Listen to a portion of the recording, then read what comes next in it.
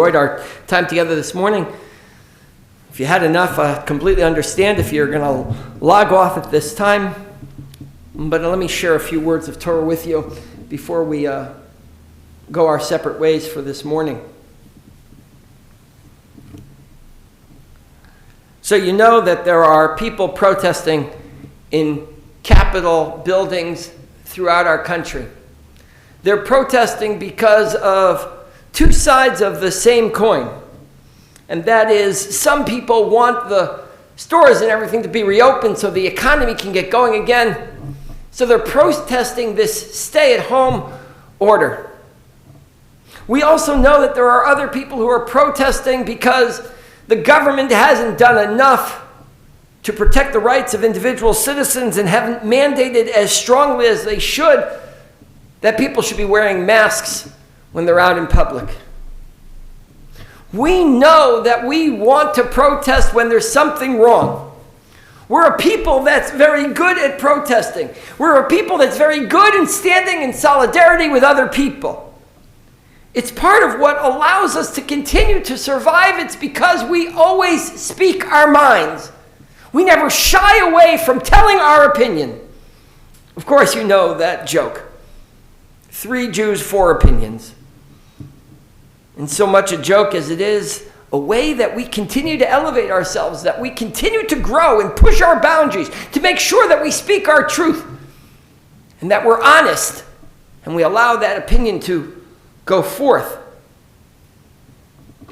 This week's Parshat Acharei Mot, is one of the greatest challenges to that. It always surprises me. This ritual that we read about in Parshat Acharei Mot is a strange ritual. You're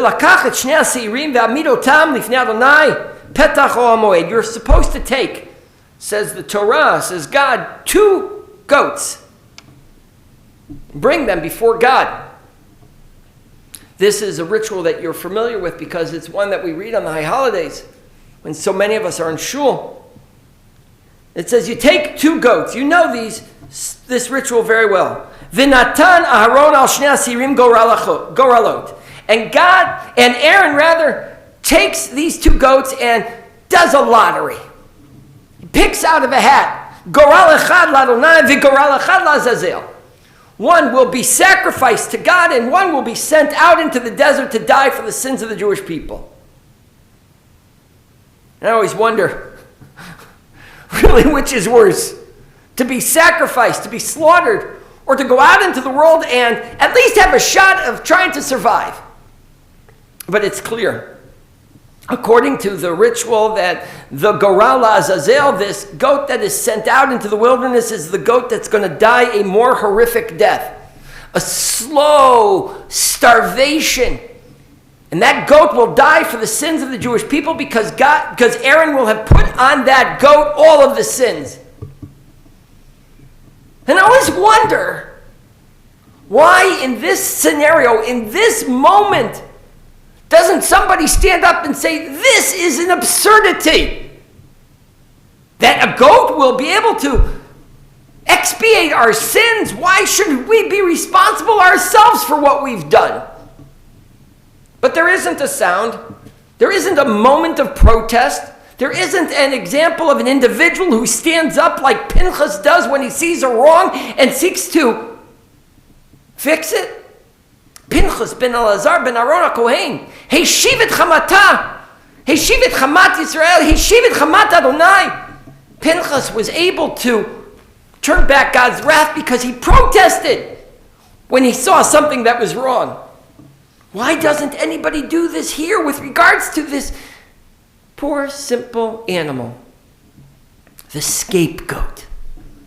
In this moment, when we're confronted by the first scapegoat, we should protest that we're not going to pick on that one animal because of the things we did wrong. We're not going to lay blame on an innocent little animal for the sins of the Jewish people. But nobody does. And there isn't a single word that I have found in all of our commentaries that discuss this. In fact, there's such an interesting parallel that's drawn. Rabbi Jonathan Sacks, one of the great thinkers of today, talks of the ritual of two identical goats, one of which was sent away bearing with our sins, can be seen to symbolize the two identities that live in every troubled heart. It's a beautiful comment. The one that is myself and the one that is not myself. Rabbi Jonathan Sacks says, you know what? It's like the scapegoat and the goat that's going to be sacrificed to God. One is me at my best. One is me at my worst. I want to send away the one that's at its worst. It's a great comment by Rabbi Jonathan Sacks.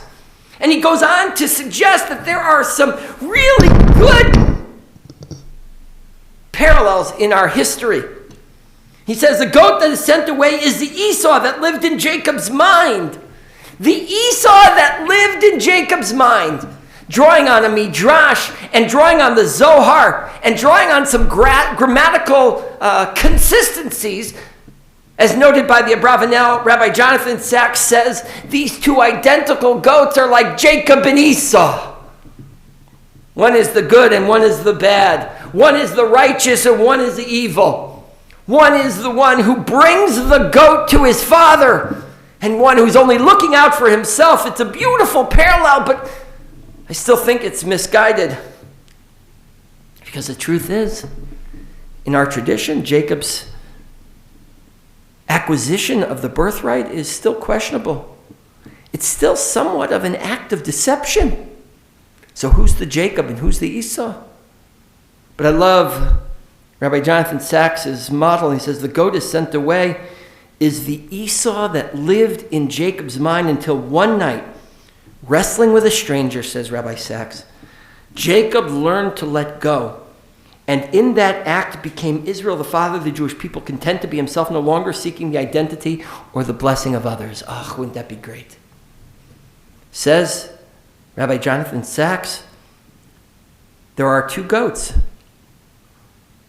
And we send one away so that we can become our true selves, that we can become our best selves, says Rabbi Jonathan Sacks. That we don't have to worry about what other people think of us. We don't have to worry about what other people put us down as. We don't seek other people's blessings. We finally feel fully ourselves. And while I think that this is an extraordinary comment, and it's a beautiful message, and one on which we could build an entire lesson for this morning, that we should become our best selves, sending away the difficulties we have within ourselves, I think that Rabbi Jonathan Sacks and the Midrash and the Zohar and Abravanel got the wrong analogy. So I want to suggest one more thing. It shouldn't be about the brothers of Jacob and Esau. That's not the best parallel to the two goats. The best parallel to the two goats should be Ishmael and Isaac. Ishmael and Yitzchak. Here's what, let me tell you what I think. I love this comparison between Jacob and Esau, but that only works from a literary standpoint. It doesn't work from a thematic one. Let's talk about the stories of Ishmael and Isaac for just a second. Ishmael, when he's born, is Abraham's dream come true. Abraham has been promised to be the father of a great nation, and he believes it's going to happen through Ishmael. And then Yitzchak is born, and he supplants Ishmael. And Sarah says to her husband Abraham, send off Ishmael with his mother Hagar. And Abraham does just that. He sends Ishmael off, presumably, with some food, but presumably to never be seen again. Ishmael is the goat that gets sent off because of the shortcomings of Abraham, because of his inability to stand up for what is right, because of his lack of strength and conviction to say, he too is my son, in the same way that Isaac is my son. And while Isaac might become the father of the great nation that I had imagined, Ishmael too has something to offer. I think that that's the better analogy. How many things, how many people, how many objects have we discarded because we felt that they were of no more value to us anymore, only to think later, oh, I wish I had that. How many times have we discarded a person and then later in our lives say to ourselves, I wish they were still a part of my life? How many times have we discarded because of something that was short in ourselves and in fact blamed someone else? This morning's Parsha is an incredible lesson in which we find ourselves now amidst our quarantine to ask ourselves the question, what are we discarding? So many of us are cleaning out rooms and closets in our house, but what about the relationships that we've discarded in this moment? Says this morning's Torah reading, says this week's message. Who haven't you paid attention to right now because you're too tired, because you're exhausted, because you're emotionally depleted? Who have you discarded? This morning says to us, we need to reconnect with everyone. No one is expendable. We talk about essential workers, which leads us to think that there are others that are non-essential, and that's wrong. Every person has value. Everybody has something to give. And nobody ought to become the scapegoat because right now in this moment we feel overwhelmed. It's at this moment we need to reach out even further. Yesterday, remember the shul dropped off 2 chalot at my house. Wonderful. Act of incredible kindness. And for just a second, I felt as though I wasn't forgotten. Can you imagine that one little gesture makes me feel valuable? Can you do that for other people? That's the message of this morning's Parsha. Shabbat Shalom. Please, everybody, stay safe. Stay warm. Enjoy this weather. Pray for the peace of Jerusalem. Pray for each other. We're going to come out of this. We're going to come out better and stronger. B'mei Rabbi Ameinu, quickly in our day. Shabbat Shalom.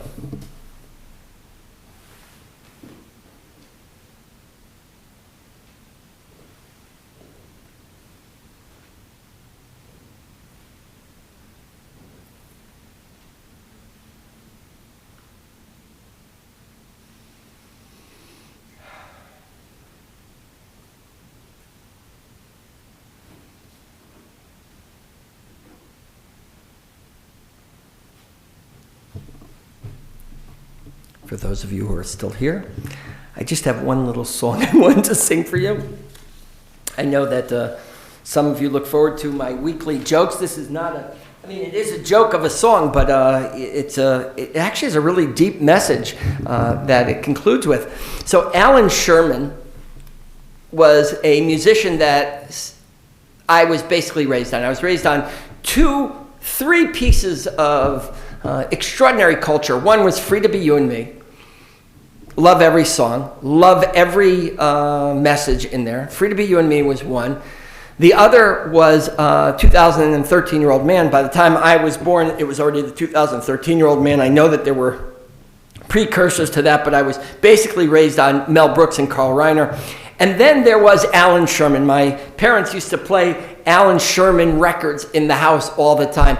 If you're younger than me, I'll explain to you what a record is at another time. But with that said, Alan Sherman wrote one of the great camp songs of all time, which was Hello Mother, Hello Father, which everybody knows, and I feel terrible. I'm not going to sing that song because so many kids right now are wondering whether or not they're going to get to go to camp this summer, so I'm not going to sing that one. But I am going to sing one, and it ends with, whenever you're on the road, my boy, wherever you may roam, we'll all be here when you come back to wish you welcome home. And so that's really the message of the song, and that is, wherever you are, when you come back, we're going to be here to welcome you. And so I look forward to that day. But I want to sing this song for you because it's a great one. It goes like this. I apologize again for singing, but you're stuck with it. So here it is. I sell a line of plastics and I travel on the road, and I have a case of samples, which, believe me, is a load. Every night a strange cafe, a strange hotel, and then early in the morning I am on the road again. When the season's over and my lonesome journey ends, that's the only time I see my family and my friends. I drive up Ocean Parkway, and before I stop the car, my mom leans out the window and she hollers, "Here we are!" Shake hands with your Uncle Max, my boy, and here is your sister Cheryl, and here is your cousin Isabel, that's Irving's oldest girl. And you remember the Tishman twins, Gerald and Jerome. We all came out to greet you and to wish you welcome home. Meet Marowitz, Barowitz, Handelman, Shandelman, Sperber and Gerber and Steiner and Stone, Boskowitz and Lubowitz, Aronson, Berenson, Kleinman and Feynman and Friedman and Cohn, Smolowitz, Wallowitz, Teitelbaum, Mandelbaum, Levin, Levinsky, Levine and Levi, Brumberger, Schlumberger, Minkus and Pinkus, Stein with an EI and Stein with a Y. Shake hands with your Uncle Max, my boy, and here is your cousin Sid. Shake hands with your Uncle Saul, my boy, and here is your brother Sid, and here is your cousin Yetta, who expects another kid. Wherever you're on the road, wherever you may roam, we'll all be here when you come back to wish you welcome home. Shabbat shalom, everybody.